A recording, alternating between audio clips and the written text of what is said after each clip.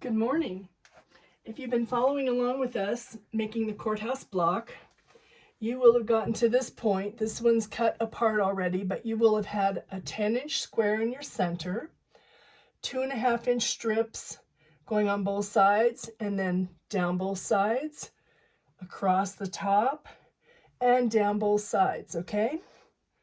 So that's what it will have looked like. Now, this one's cut apart already, so fold it in half, press, fold it in half again, and press. And then cut it in half on those grid lines, or you can use a ruler to cut it in half. And then what you're going to notice is take all your pieces and your center block piece that you've cut apart. Let's go ahead and get those all in one corner facing one direction, okay? So we're going to go just like that. Now you're going to notice something about this when we cut it apart. You're going to have a short piece and a long piece, a long piece and a short piece. These all came out of the same block, okay? When you're putting these blocks back together in your quilt, you want to be conscious of the long and short pieces and where they fall in your quilting layout, because that will make a difference in the visual component for your quilt. So let me give you an illustration. If we put these on point, and on point just means the point is up like that, and we take and put a short piece and a long piece together. I'm going to move these down just a little bit here. Move them over so we have room. Okay. And then we'll take a short piece and put it here. And we'll take one with a long piece and we'll put it here, okay? Now, what you can see is we've got a short and a long, a short and a long, a short and a long and a short, okay? That'll give us some visual interest. Now, this is one block that we have. We've got quite a stack of blocks, as you can see. So it'll get mixed up and you won't have this kind of an intersection going on too much in the quilt. Mix it up, have fun with it. It helps if you'll go through and divide your blocks by putting your block in the corner and noticing whether you have a long or a short. So divide them up so that you have longs in one pile, shorts in another.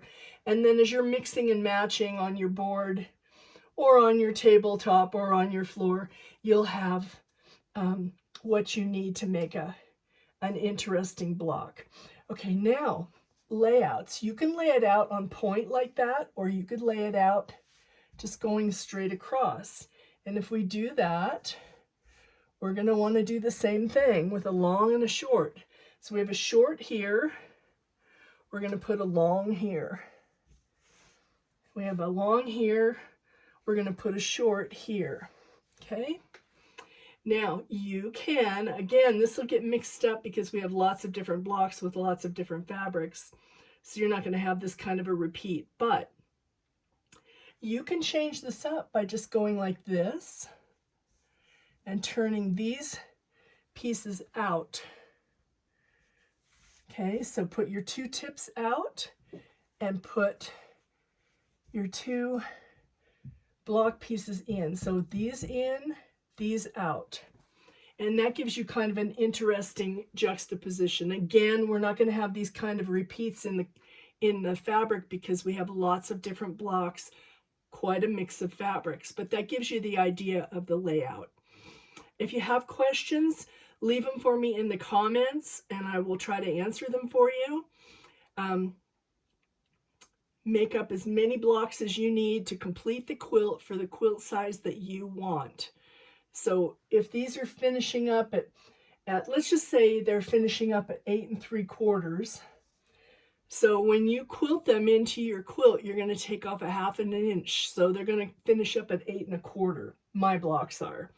So 8 1/4 inch block. How many blocks do I need at 8 1/4 inches to go across as far as I want and down as far as I want? That's all you need to know. You figure out what size quilt you want to make. Maybe you just want a table topper and a few blocks around and you're good to go.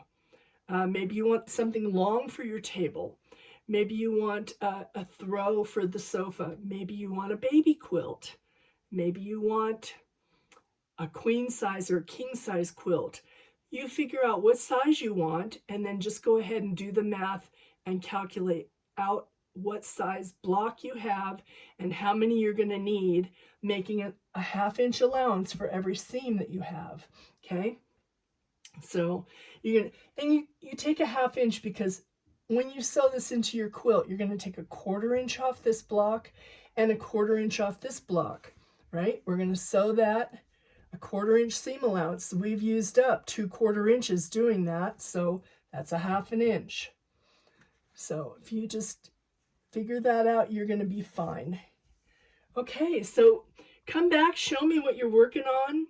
Share in the comments pictures if you have done any of this already. If you want to just put together a scrappy courthouse block, you can take your pieces from other blocks that you've made and you can just do this with it. Let's see here. I'll get one of these. And you can do a scrappy courthouse block. You could put that back together and you could do a series of those in your quilt. So lots of options with this block, lots of things that you can make with it, and show me your creativity. I'm anxious to see it. All right, we'll talk soon. Bye.